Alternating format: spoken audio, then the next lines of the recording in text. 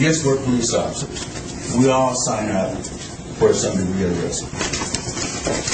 Our families don't sign up for that. Our children don't sign up for that. And so these 50 families, 50 plus families actually that we protected, think about their children. Now, mine are a little older. They're police officers. They can deal with this. But young kids, pulled out of school, life changes, things that they don't understand, serious issues. So the police department, in part of healing from all this, is making our behavioral sciences psychologists available to all these families. We're trying to work through so that the kids can have some sense of normalcy, some sense of security. I think sometimes we forget about them. And they'll be impacted by this forever.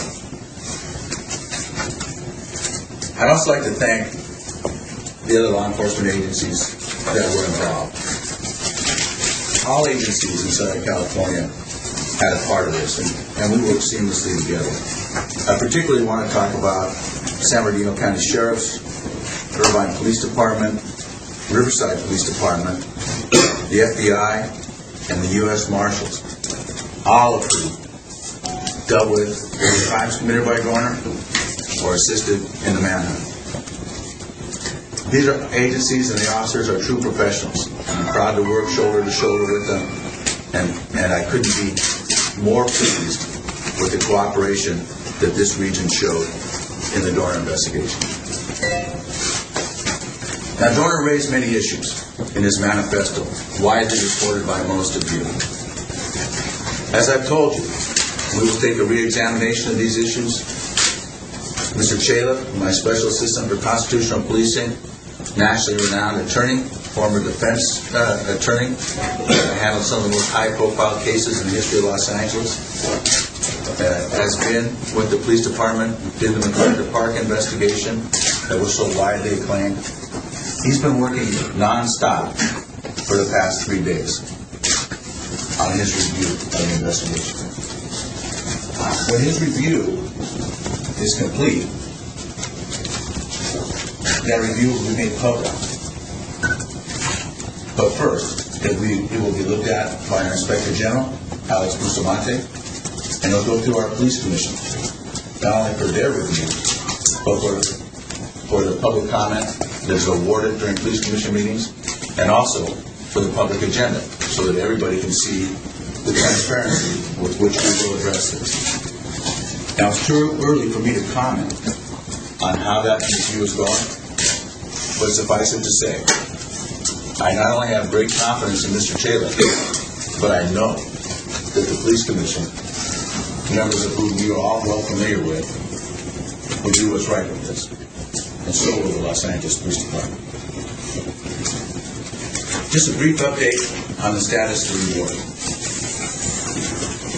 Not only is this reward the largest in local law enforcement history, it's also the most complicated. Over 31 donors were involved in the posting of over $1 million. Many of them municipalities that have various rules that govern the issuance of their rewards. So we put together a collaboration led by my Chief of Detectives, Kirk Albanese, to review the investigation as it comes from the sheriffs and Riverside PD and make recommendations on who the reward should be given to, whether it's all for one individual or split among several. That recommendation will come through to me, and we will meet with the individuals involved and ensure that the reward is fairly and equitably distributed. It is my desire that the reward money be used. We generated countless tips because of it. It had its desired effect. It should be paid out. But it has to be done fairly. It has to be done according to the rules that govern these things. And so we'll make sure that that gets done. You know, what I'd like to do, before I talk a little bit about Phil and Amada meetings, is give you an opportunity to ask a few questions I know that continue the re-examination of this case. for the same exact reason that was important in this case. You know, Christopher Dorner's life or death has nothing to do with the re-examination. You know, I worry, and I have worked very hard, as have the 13,000 members of this police department, at improving community relations, especially race relations in Los Angeles. And so I want to make sure that we address his allegations, which have become so public, in a public way. And I want people to have confidence in not only in what the police department does, but in that the police department does what it says it does. Chief,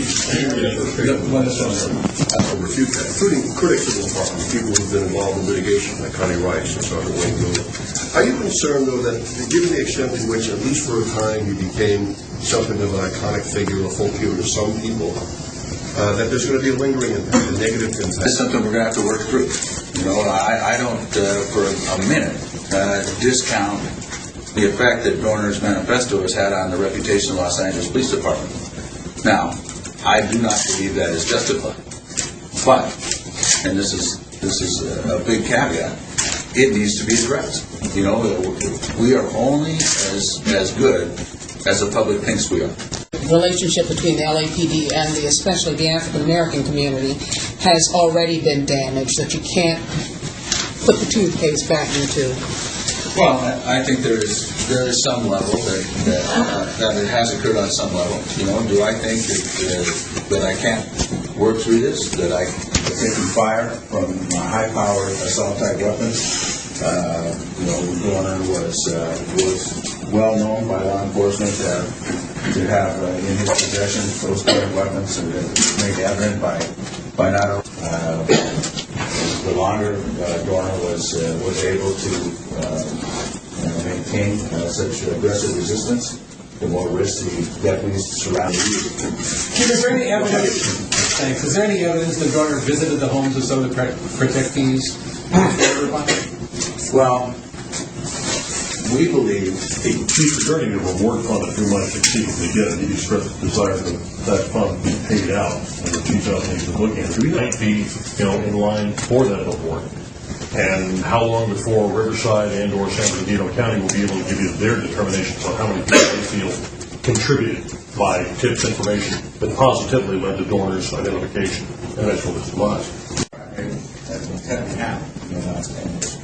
That's a quarter of what it was 20 years ago. And that's through the efforts of the Los Angeles Police Department to protect the people that we serve. Now, you know, this was a little bit.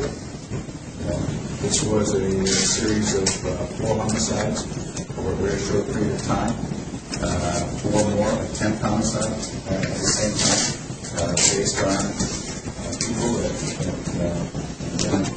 in the profession where I bring in young men and women, and they commit to all of this. They will protect you and not even know who you are. You know, training practices and all of that. But that's not a new interest. You know, this is the bread and butter of policemanity. So I give 10,000 men and women, they're all going to put me on. It's a lot different. I don't know if there was, but that is a question that we would like. What are you hearing from your officers in the field about the interest? The people that work for them about discipline within the police department, about the perception of whether or not discipline is there within the police department, the perception about whether race has a making good progress. You know, part of it depends on what he uncovers and if we need to do further interviews and things of that nature.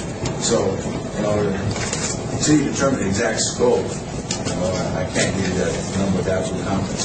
If things go in the way that I think they'll progress, I think several months is reasonable. But if we have to start if we find that the initial investigation was lacking and we have to actually redo it, then it takes much longer. So, all that to say, I'm hoping a few months, but there could be things. What about allowing the public to see the disciplinary hearings?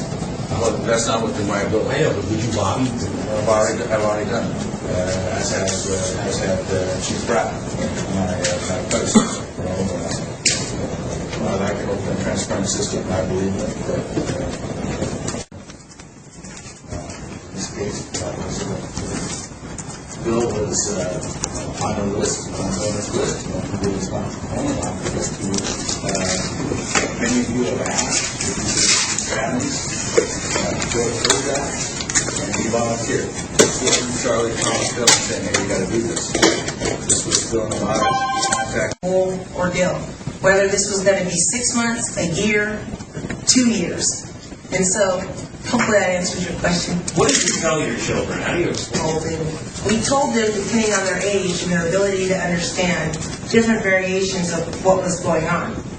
So for our 10-year-old, what we told her was, there's a crazy man trying to do really bad things to a bunch of captains on the department. So every captain on the department is going to have police officers at his house.